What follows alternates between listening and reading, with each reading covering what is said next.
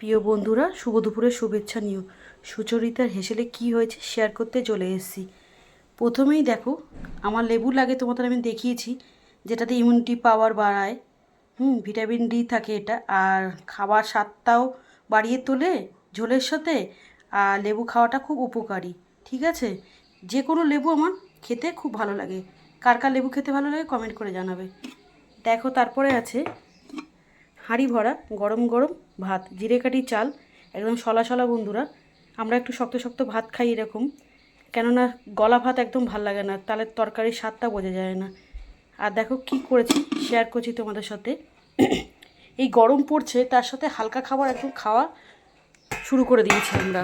এই দেখো, এটা করেছি কাতলা মাছ আলু পটল দিয়ে। এখনকার কচি কচি পটল, পেঁয়াজ, জিরে, তেজপাতা সোমবারা দিয়েছি, দিয়ে আদা, কাঁচা লঙ্কা, জিরে পাউডার, ধনে পাউডার, টমেটো আর আদা বাটা দিয়েছি, দিয়ে এই ঝোলটা করেছি। কাঁচা লঙ্কা দিয়ে, কিন্তু শুকনো লঙ্কা নয়। পটলটা লাল করে ভেজে নিয়েছিলাম এই মাছের তেলের মধ্যে, একদম লাল করে আলু পটল দিয়ে এই মশলাগুলো সমস্ত কিছু দিয়ে আর পেঁয়াজ ফোড়নে দিয়েছি। ভীষণ ভালো হয়েছে বন্ধুরা, গন্ধটা এত সুন্দর বেরোচ্ছে না। আর নামানোর আগে বন্ধুরা শাহি গরম মশলা দিয়েছি। আমি কিন্তু শুকনো লঙ্কা খাওয়া একদম বন্ধ করে দিয়েছি। মাঝে মধ্যে তরকারিতে রং হওয়ার জন্য কাশ্মীরি রেড চিলি পাউডার দিই, কিন্তু সব রান্নার মধ্যে নয়।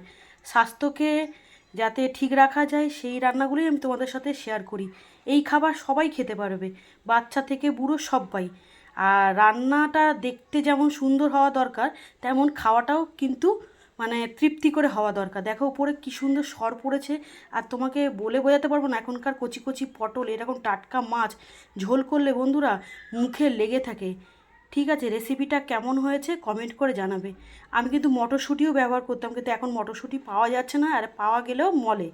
ঠিক আছে, জ্যান্ত মাছ দিয়ে, পটল দিয়ে, যে কোনো মাছ দিয়ে ঝোল করবে, আর সাথে যদি এরকম টাটকা লেবু থাকে, তাহলে তো খাওয়াটা দুপুরে জমে যাবে। বাড়িতে গেস্ট আসলেও এরকম পাতলা ঝোল, মাছের মাথা দিয়ে ডাল, মাছ ভাজা, যে কোনো ভাজা, আলু পটল চিংড়ি মাছ দিয়ে রসা, এঁচোড় চিংড়ি, ভীষণ ভালো হবে এই মেনুগুলো। এগুলো হচ্ছে সাবেকি রান্না। এখনকার ছেলেমেয়েরা কষা মাংস, পোলাও, বিরিয়ানি এসব খেতে ভালোবাসে, কিন্তু আমরা কিন্তু পুরনো পন্থীর মানুষ, তো আমাদের এই ঝোল ভাত, টাটকা ঝোল, তারপর ডাল সবজি এসব খেতে আমরা ভালোবাসি। কেমন হয়েছে রেসিপিটা অতি অবশ্যই কমেন্ট করে জানাবে। তোমরা কিন্তু এইভাবে করে খাবে। আর পেঁয়াজ ফোড়ন মানেই তরকারির স্বাদ অন্যরকম হয়ে যায়। দেখতে পাচ্ছ, কাঁচা লঙ্কা দিয়েও কিন্তু এতটা টেস্টি হয়েছে। আর দেখো করে নিয়েছি বন্ধুরা, এইটাও খুব প্রিয় জিনিস তোমাদের সাথে শেয়ার করছি আমি। এই দেখো ঢ্যাঁড়স, ঠিক আছে, চিংড়ি মাছ দিয়ে করে নিয়েছি ঢ্যাঁড়সের ঝাল। এটা কিন্তু কোনো বাটাবুটি দিইনি। চেরা কাঁচা লঙ্কা, পেঁয়াজ ফোড়ন, কালো জিরে ফোড়ন, টমেটো আর থেতো করা রসুন দিয়ে করেছি।